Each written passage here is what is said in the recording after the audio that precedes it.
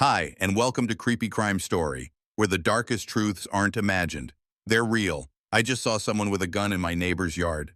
That's what the caller told 911 dispatchers on a quiet Tuesday afternoon in Eagle Rock.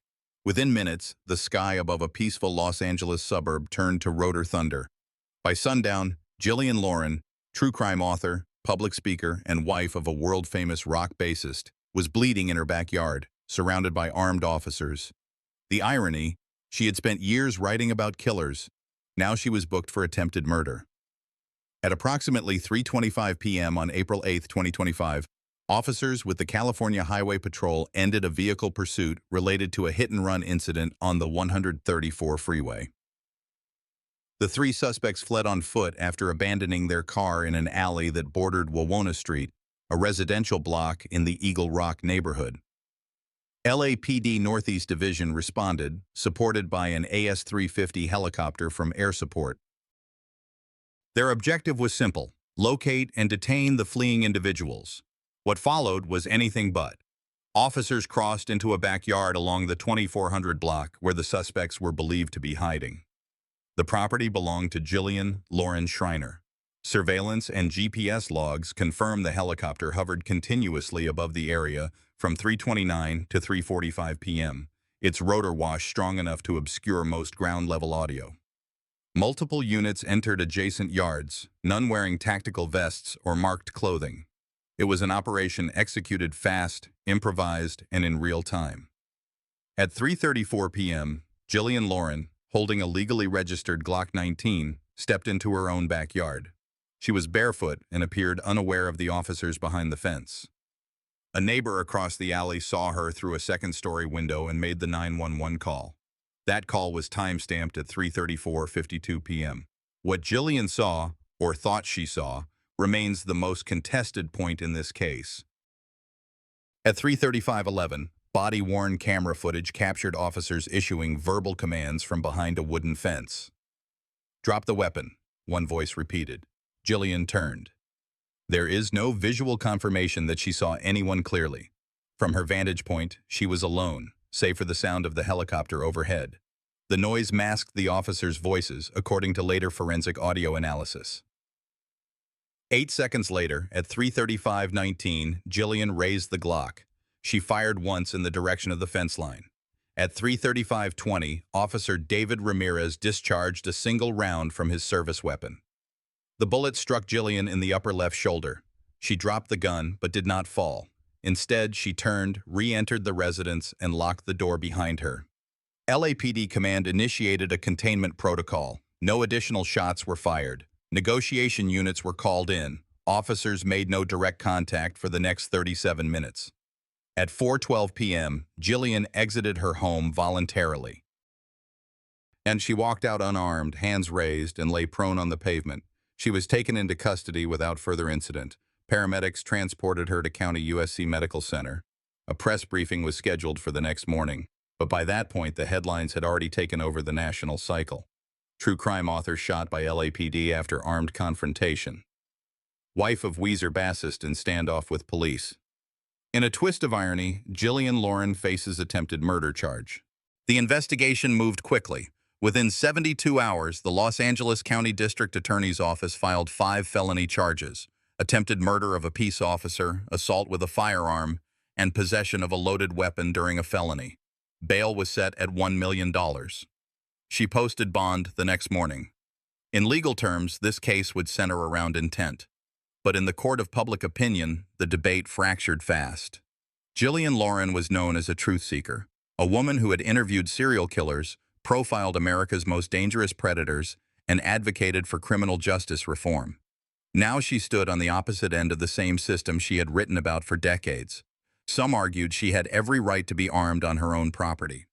Others questioned how someone so familiar with the justice system could have misread law enforcement so catastrophically. Her supporters cited confusion. Her critics saw defiance. But the physical evidence did not care about either side. The Glock 19 was recovered at the scene. A chambered round was fired. Spent casing matched. Her fingerprints were on the grip. The bullet she fired lodged into the cedar planks of her own rear fence. No officer was injured, but the DA's office emphasized one principle: Discharge with intent carries weight, regardless of outcome. Forensics noted gunpowder residue on her left palm and wrist. Notably, Jillian is right-handed. Investigators theorized that the angle of the shot suggested either a warning or panic discharge, not a deliberate attempt to strike a target. But that was an interpretation, not a fact. The home's surveillance cameras, 2 front-facing and 1 backyard, were offline at the time. According to Jillian's husband, musician Scott Shriner, they had been disconnected for repairs. No footage was recovered from inside the property. LAPD did not use body cams on all participating officers due to the unmarked nature of the pursuit. Publicly, Jillian remained silent. No statements, no interviews, no social media activity. Privately, sources close to the family confirmed she was undergoing psychological evaluation. Her defense attorney cited acute psychological stress induced by previous trauma and an unclear threat assessment. Prosecutors rejected the claim as speculative. The trial date was pending. The community was left with questions. How does a woman known for exposing killers end up in the crosshairs of law enforcement? Was this a miscalculated defense response or something more deeply rooted in paranoia and fear? One retired LAPD lieutenant reviewing the body cam offered a quiet observation. She didn't look hostile. She looked lost. In towns like Eagle Rock, shootings don't just trigger investigations. They fracture trust. Neighbors, friends, even her own colleagues in the true crime world began to divide. And as the legal system prepared to sort through charges and intent, one thing remained certain. This story was far from over. Jillian Lauren was not unknown to law enforcement, not as a suspect, but as a resource. For over a decade, she had immersed herself in the world of violent offenders, serial killers, and the failures of the justice system.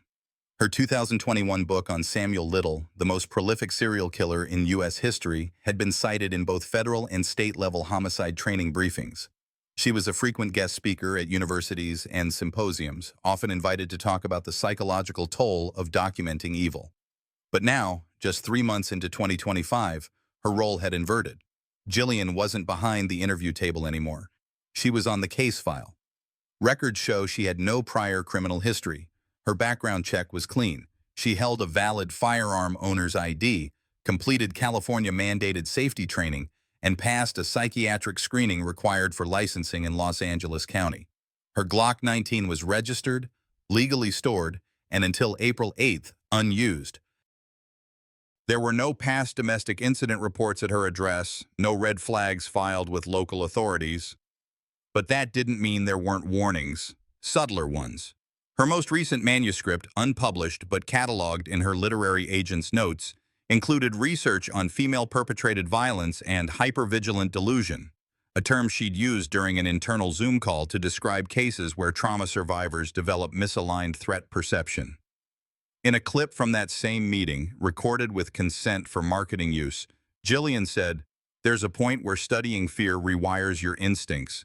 You stop trusting calm. You prepare for chaos that might never come."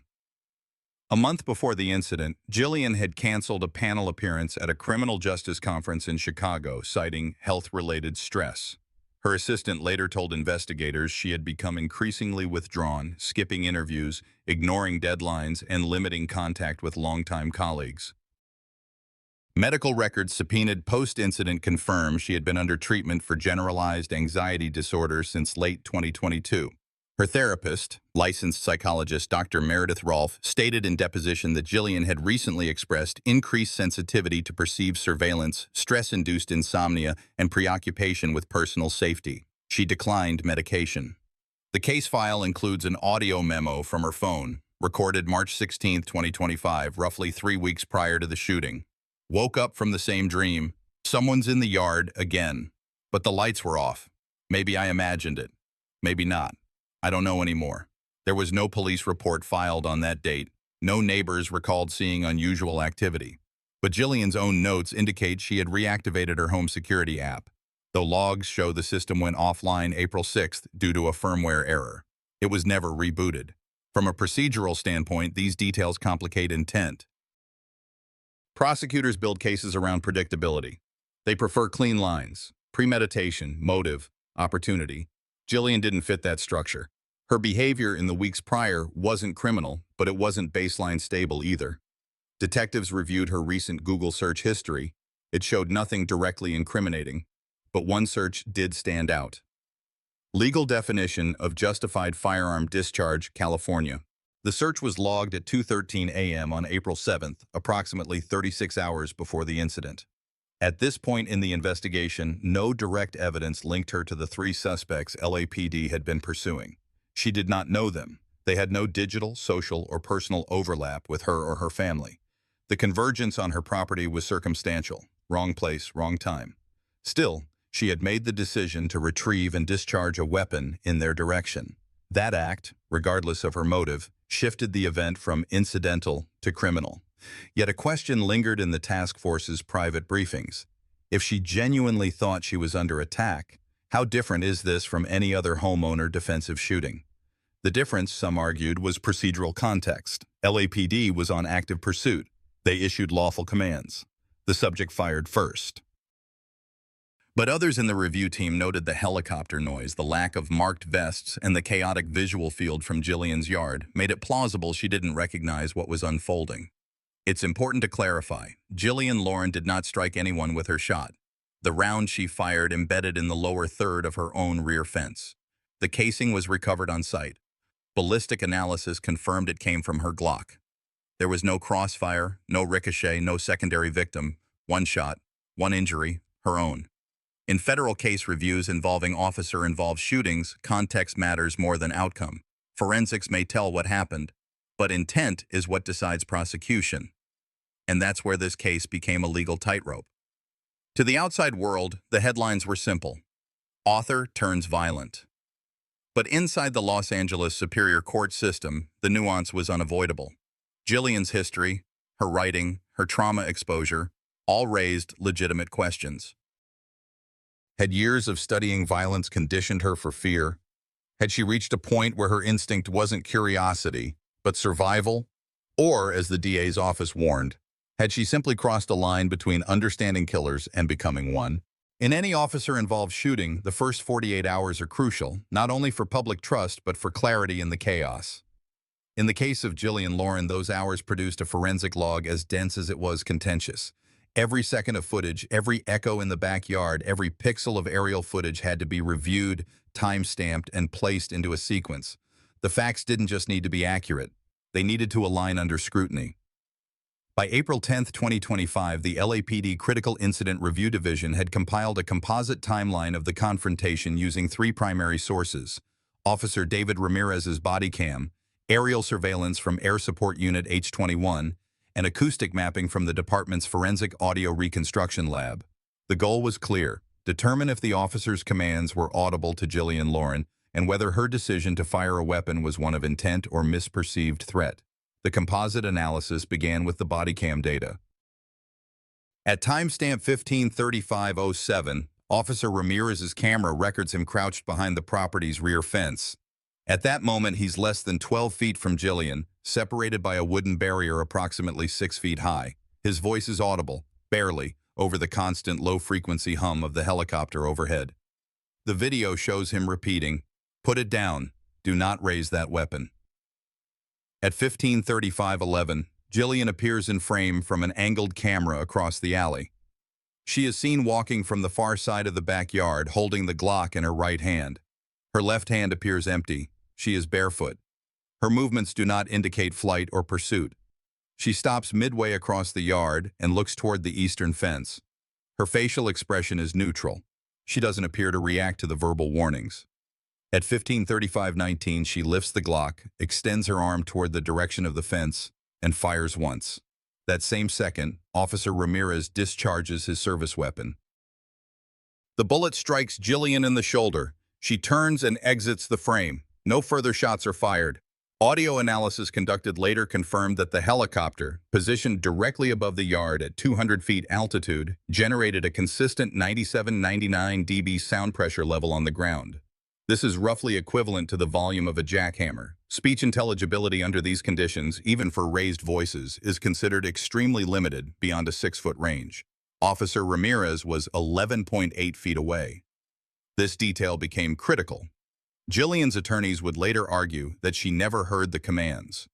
From her position, 3 unmarked men were behind her fence. There were no squad cars in front, no officers in uniform, no flashing lights. Her home security system, offline for 2 days, gave no warning. Her windows were shut. It wasn't just a communication failure. It was an environmental blind spot, one created by the tactical necessities of the moment. In interviews with the Use of Force Review Board, Officer Ramirez maintained that his actions were consistent with department policy. "We had an active felony suspect foot pursuit," he said. "We believe the suspects were hiding near that yard. When she raised the gun, I fired. I stand by it." The suspect officers were not disciplined.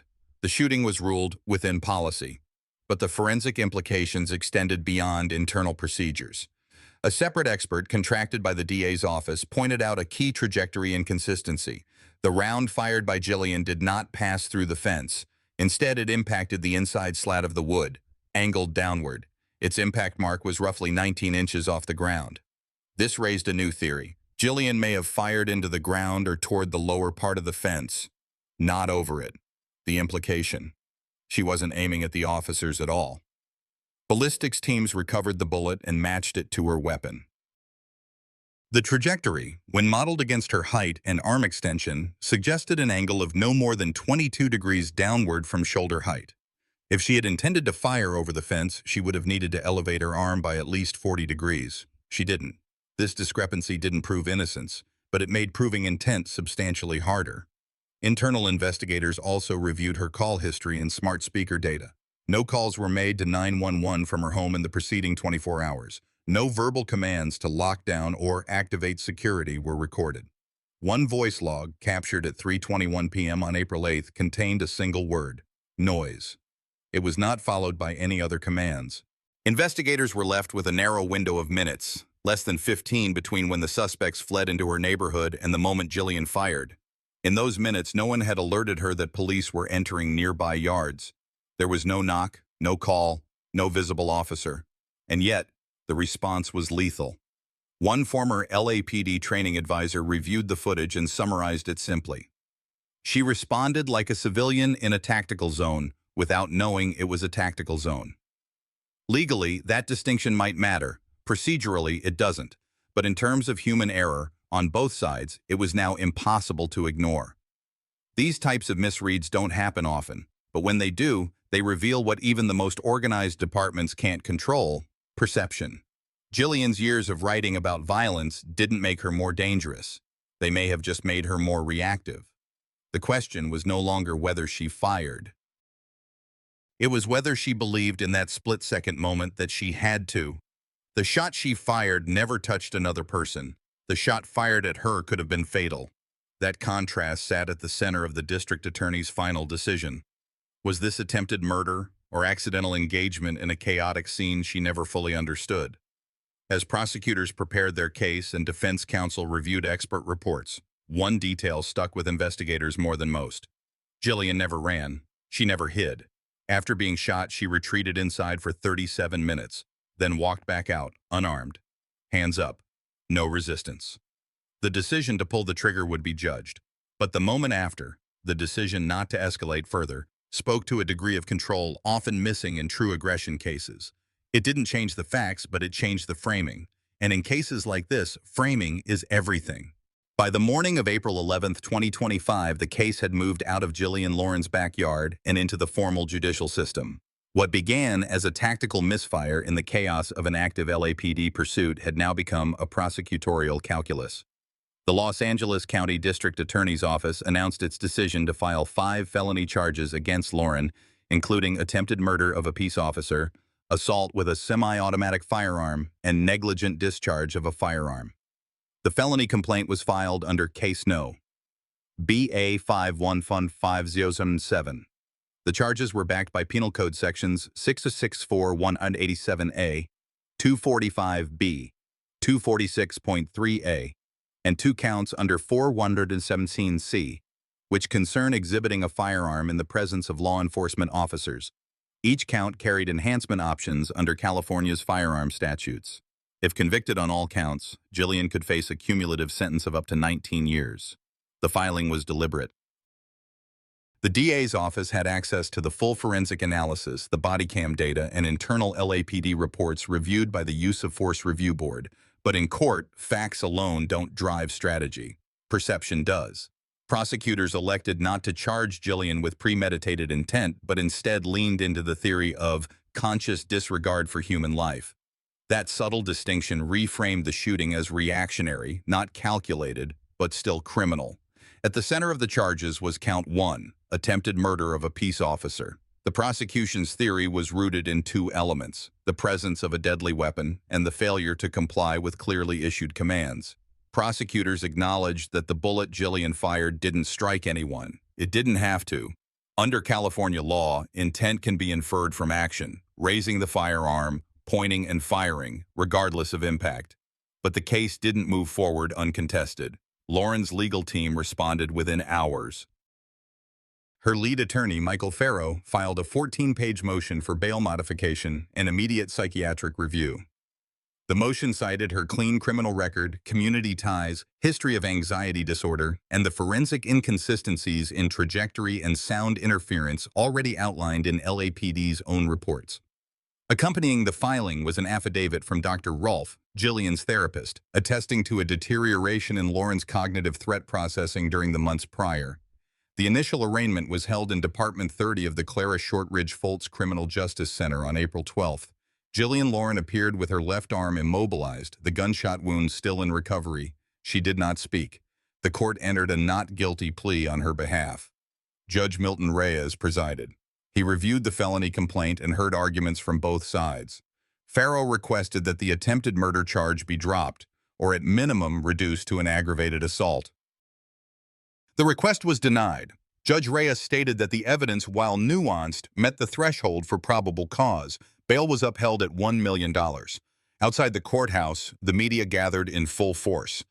Multiple networks broadcast live coverage. Commentators debated the implications of the case. Was this a justified police response to a potential threat, or an overreach in an ambiguous encounter? The narrative divided quickly. Law enforcement representatives emphasized compliance and safety protocols.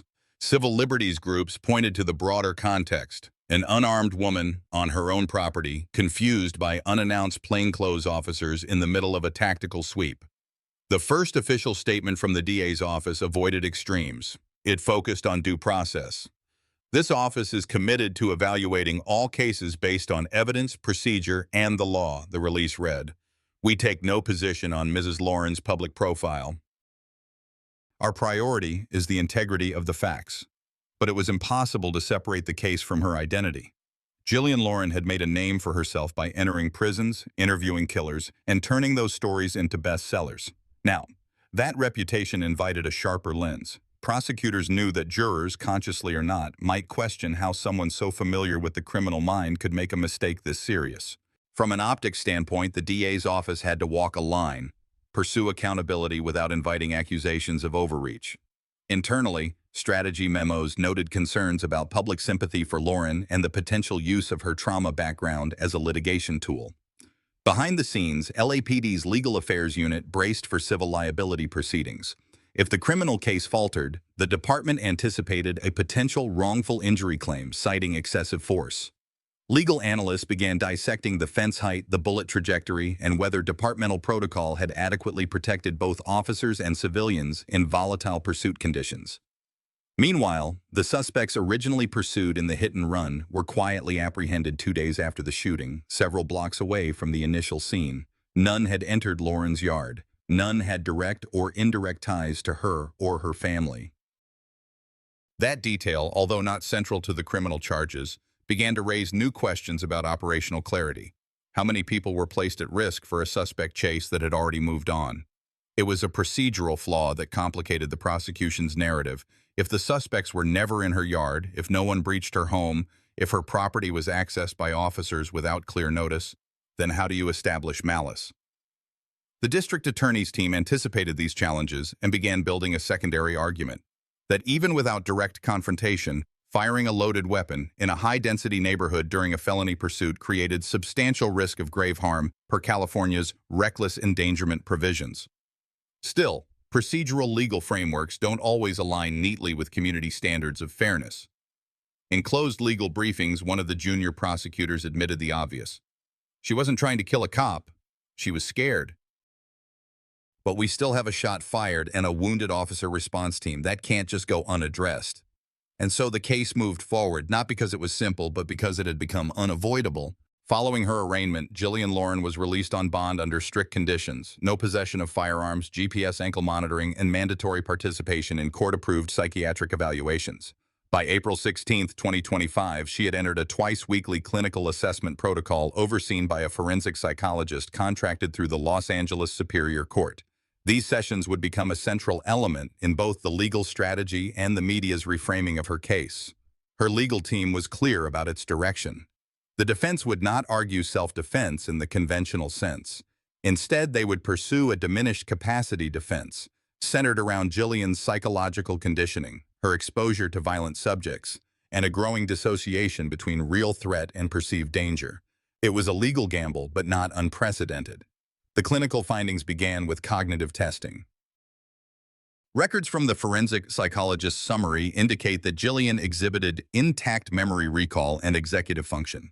However, during scenario-based assessments, particularly when presented with stimuli involving pursuit, nighttime disturbance, or home invasion imagery, her physiological responses were elevated beyond normative thresholds. Heart rate, skin conductance, and stress hormone indicators suggested acute autonomic arousal, consistent with what is clinically recognized as hypervigilance. This was not fabricated. There was no malingering detected. Jillian had spent over a decade cataloging violent crime.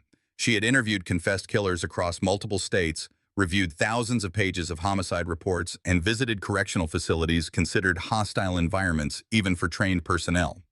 She was not a law enforcement officer, but her exposure to the realities of violence was deeper than most investigators encounter in their entire careers. One assessment included a structured recall exercise. Jillian was asked to recount details of the night she fired the weapon. She described hearing movement in the dark, followed by shouting that didn't sound like English. She never identified the commands as coming from police. She referenced the helicopter but described it as disorienting and overpowering. When asked directly if she believed she was being invaded, she did not hesitate. Yes. That single statement wasn't enough to dismiss a felony charge, but it was enough to complicate prosecution. The defense submitted an updated filing with the court on April 19th, citing the psychological evaluations as supporting documentation for a motion to suppress the attempted murder charge. Their argument was surgical. Jillian did not possess the cognitive capacity to form intent to kill under the circumstances. Her reaction, while dangerous, was not criminal in design. It was a product of her environment, her training, and her overstimulated threat perception. Prosecutors reviewed the findings but did not amend the charges. Privately, however, internal memos revealed discomfort. One assistant district attorney noted that a full trial could expose the LAPD's procedural vulnerabilities, particularly the unannounced fence entry, the failure to identify as law enforcement before engagement, and the consequences of deploying an unmarked unit into a residential yard without clear visual contact. As these legal maneuvers played out, public attention faded slightly, overtaken by newer headlines. But the core issue remained unresolved. When fear meets force, who bears responsibility? Jillian Lauren was not seeking pity. She had refused all media requests, no interviews, no public statements. But every psychiatric report added a new layer to the timeline, one that shifted the narrative from violence to reaction, from malice to malfunction. The DA's office would eventually have to reconcile two opposing truths. One, a loaded weapon was discharged toward responding officers. Two, the person who pulled the trigger may have truly believed she was under attack by unknown intruders. This wasn't a question of morality, it was a question of legal standards. What do we do with someone whose trauma doesn't excuse the act, but explains it? That's the intersection where Jillian now stood, not above the law, not beneath it, but caught inside it. As the criminal proceedings against Jillian Lauren advanced behind courtroom doors, a separate and quieter process began within LAPD headquarters. On April 22, 2025, an internal after-action review was launched by the Critical Incident Investigation Division, not to reevaluate whether Officer David Ramirez's shot was within policy, but to audit the wider scope of tactical decision-making during the operation that brought armed officers into Jillian's backyard without her knowledge. The review started with radio logs and dispatch transcripts. The call-out was clear. Assist CHP in pursuit of 3 hit-and-run suspects believed to be armed. At 3:25 p.m., Air Support H-21 was deployed and a ground perimeter was formed within a 3-block radius. But by 3:31, the pursuit had fragmented. The suspects had split and moved west toward a neighborhood already dense with multifamily properties and irregular fencing lines. The visual line of sight was compromised. What happened next, officers scaling fences and entering backyards, was legal under exigent circumstances. But legal doesn't always mean controlled. The review team flagged the lack of a designated command node on the ground. No supervisor had eyes on all entry points. At least 4 officers entered private property without checking adjacent addresses or determining whether homeowners were aware of the operation. No marked vehicles were staged on Wawona Street. No loudspeaker announcements were made. And Jillian's yard, one of the few with no dogs, no motion lights, and no functioning camera that day, became an unintended focal point.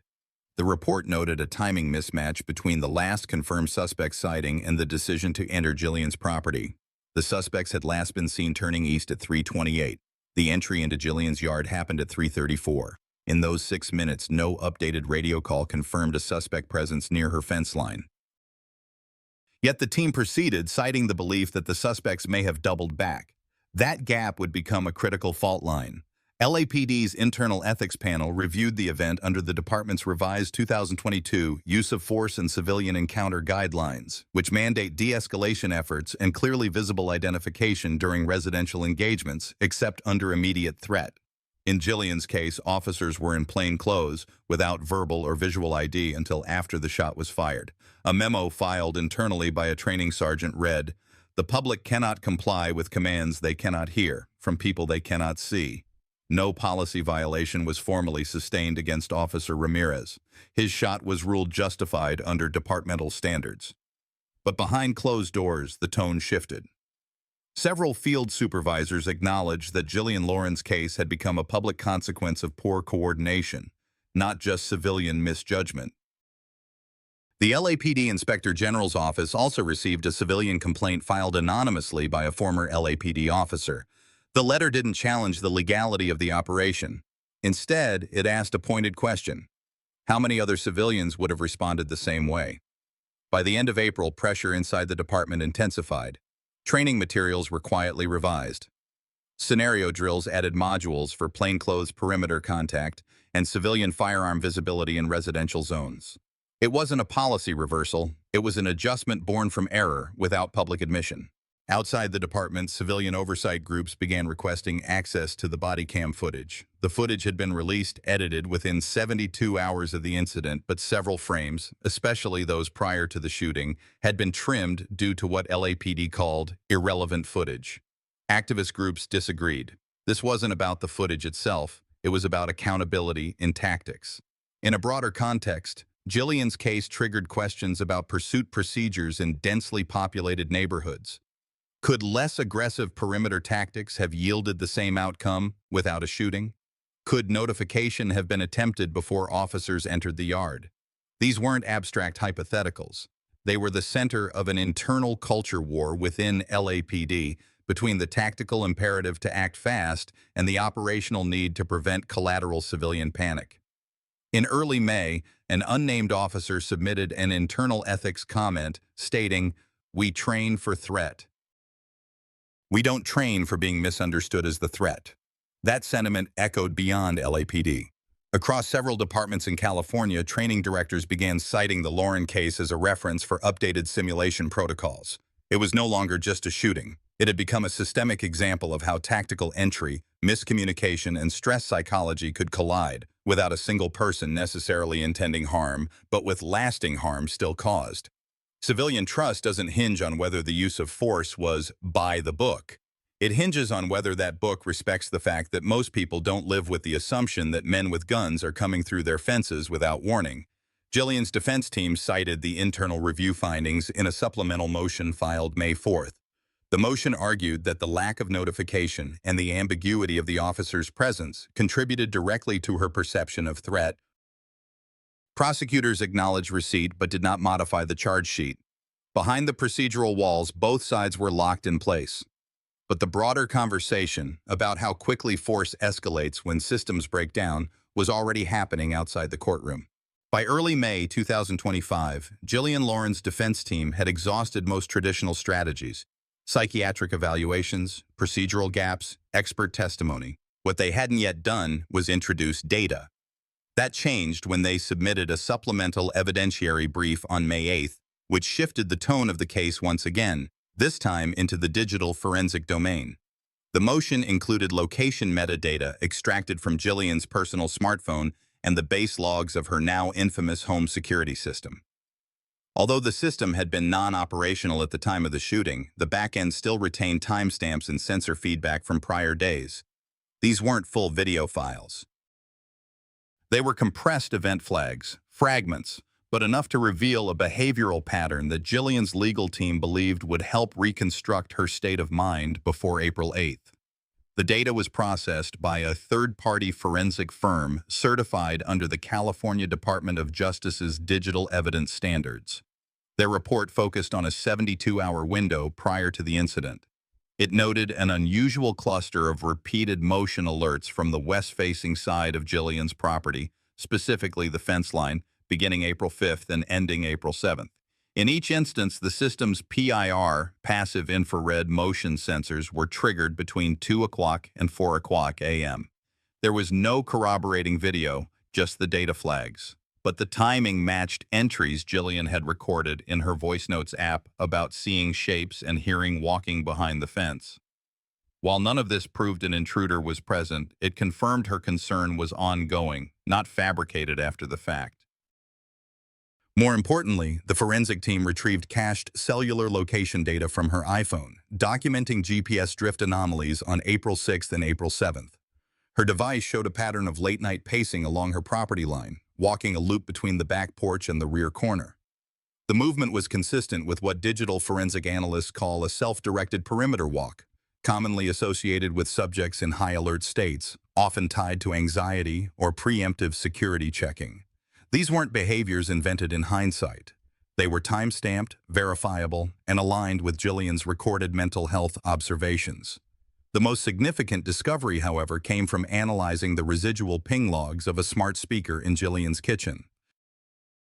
The device had not issued any commands that night, but logs confirmed that at 3:34:07 p.m. on April 8th, roughly 1 minute before the gunshot, it registered the word outside. It was not preceded by a wake word, meaning the device likely picked up an ambient conversation or noise in the room. This fragment, by itself, meant little, but in proximity to the incident timeline, it suggested Jillian may have audibly expressed awareness of movement outside her home before she stepped into the yard.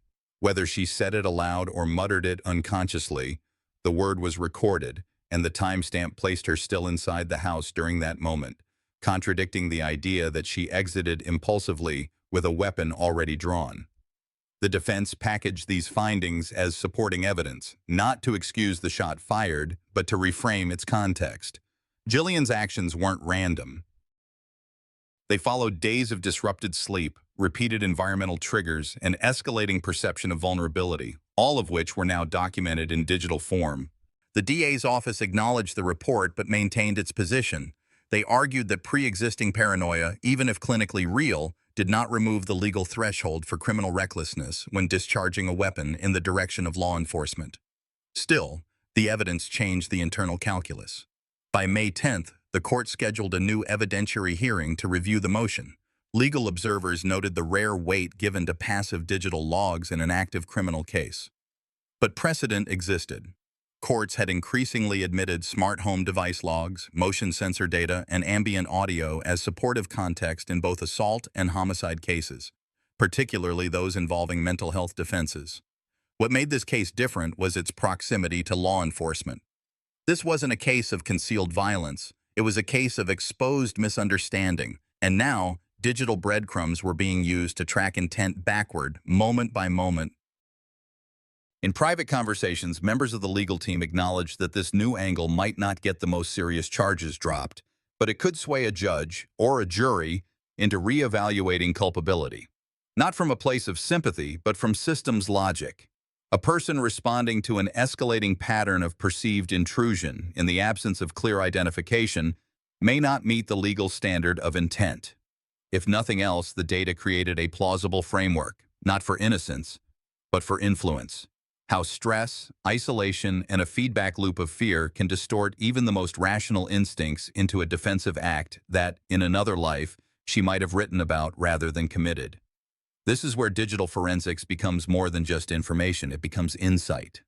The defense didn't need to prove that Jillian shouldn't have fired, they needed to prove that, under her conditions, she would, and the data aligned too consistently to ignore. By early June 2025, the Los Angeles County Superior Court courtroom was operating at near capacity. Media outlets, legal analysts, and members of both the music community and advocacy groups for mental health watched intently as the state of California vs. Jillian Lauren Shriner reached its final stretch. After weeks of pre-trial motions, expert reports, and contentious public discourse, the preliminary hearing would determine if Jillian Lauren, partner of Weezer bassist Scott Shriner, would stand trial for attempted murder or walk away on a lesser charge. The prosecution's argument was straightforward. Jillian had discharged a firearm with intent to kill. On March 19th, officers responded to a 911 call placed by a neighbor who claimed to hear a domestic argument followed by a gunshot. When officers arrived and breached the door, they claimed Jillian fired toward them, prompting an immediate use of force response. She was struck by return fire and sustained injuries to her lower abdomen and left leg. But the evidence presented by her defense counsel painted a different picture, one deeply rooted in trauma, medication mismanagement, and lapses in protocol by law enforcement. Ballistics forensics, entered into the record under Exhibit 17C, showed Jillian's 9mm pistol had fired once. However, trajectory analysis revealed the bullet struck a wooden beam near the far right of the apartment, nowhere near the officer's entry path. Surveillance footage from the hallway didn't capture the interior but confirmed that police breached the door within 12 seconds of arrival, a time frame that raised serious questions about whether proper de-escalation procedures were followed. Digital logs from Jillian's phone provided additional context. Messages with her psychiatrist revealed missed doses of her antipsychotic medication in the days prior to the incident. Voice memos, one recorded just an hour before the shooting, showed disorganized speech, paranoia, and fear of people breaking in to hurt me. Medical records from UCLA Neuropsychiatric Institute detailed a formal diagnosis of schizoaffective disorder with PTSD comorbidity. The defense asserted she had suffered a psychotic break, not a premeditated attack. Dr. Anya Feldman, a forensic psychiatrist, testified that Jillian's behavior matched someone in the middle of a manic psychotic episode. Her perception of reality was impaired. She was not responding to the environment as it was, only as her mind perceived it. More telling was her breakdown on the witness stand. "I reviewed the LAPD's use of force protocol," she stated. "It requires verbal identification and commands before forced entry unless immediate danger is present." The responding officers reported no sounds of violence, no screaming, only a single shot after they breached. The timeline suggests they escalated a situation that required medical, not tactical, intervention. Courtroom murmurs grew louder. On June 27, 2025, Judge Hannah Coles rendered her ruling.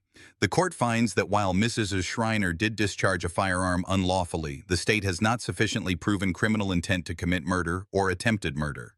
The court orders the charge amended to felony assault with a deadly weapon under Mental Health Diversion Protocol, Section 1001.36 of the California Penal Code. Jillian would not serve prison time, but instead be committed to a secure residential mental health treatment program for a minimum of 2 years, subject to evaluation and court oversight. Her case would not proceed to a criminal trial. The reaction was swift and polarizing. Legal experts debated the implications of applying diversion laws in cases involving police use of force.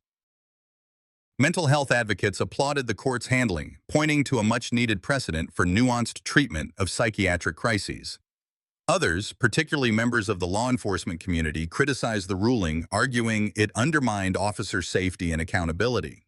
But in the middle of that courtroom, As Jillian was escorted out on a medical stretcher toward the state psychiatric facility, her face showed no reaction, no tears, no visible relief, no defiance.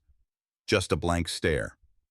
A woman once known for her work as an author and advocate for survivors of cult abuse now became a symbol in a larger national debate she didn't ask to represent. The Los Angeles Police Department quietly opened an internal review.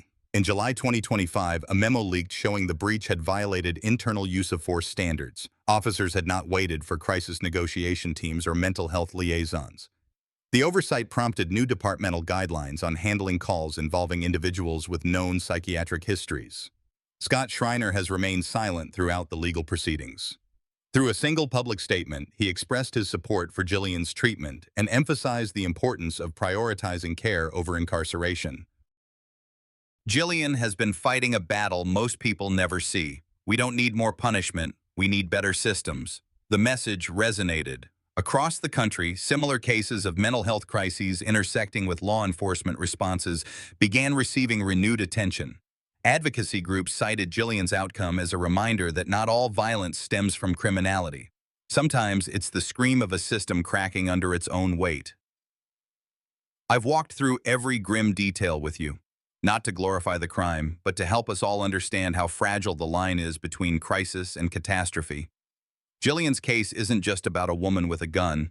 It's about what happens when untreated trauma meets a system unprepared to catch it in time. If there's one thing I've learned from this story, it's that accountability doesn't always mean punishment, and healing doesn't always look like justice. What do you think? Was the court right in choosing treatment over prison? Have we built a system that can truly tell the difference between danger and distress? If this story made you stop and think, even for a second, leave a comment below. Tell me where you're watching from, or share your thoughts on how your community handles mental health in crisis. And hey, if this video resonated with you, please hit subscribe. More real stories are coming, stories that matter.